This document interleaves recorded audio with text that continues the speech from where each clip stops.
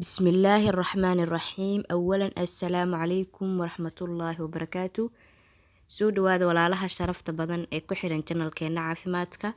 Maanta waxaynu ka hadli doonaa cuntooyinka u fiican jilba xanuunka iyo dhammaan kala goysida xanuunka. Sidoo kale waxaa jira cuntooyin u daran ama aan u wanaagsaneyn. Dhammaan waxaan kaga hadli doonaa fiidiyogan ee daawasho wacan. Ugu horeyn, cuntada u wanaagsan jilbaha iyo kala goysi xanuunka waxaa ka mid ah digirta. Digirta ayaa ka caawin karta hoos u dhigista heerkaaga C-reactive protein.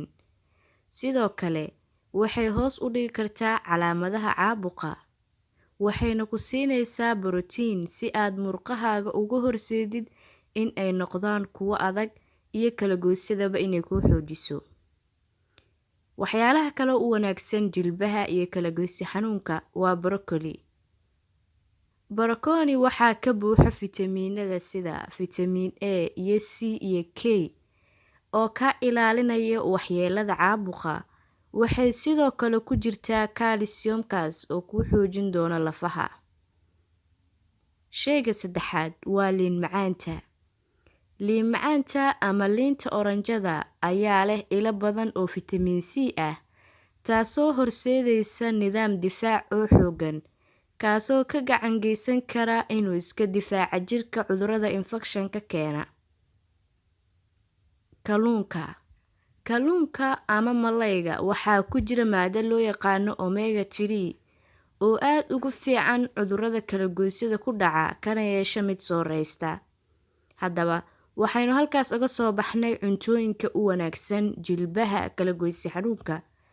Haddaba, waxaan ka hadli doonaa cuntooyinka u xun amaba aan u wanaagsaneyn.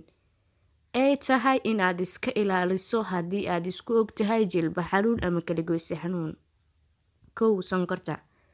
Sonkorta waxay ka mid tahay waxyaalaha aan u wanaagsaneyn dadka guud ahaan caafimaadkooda, gaar ahaan dadka qaba kala goysi xanuunka iyo jilba xanuunka.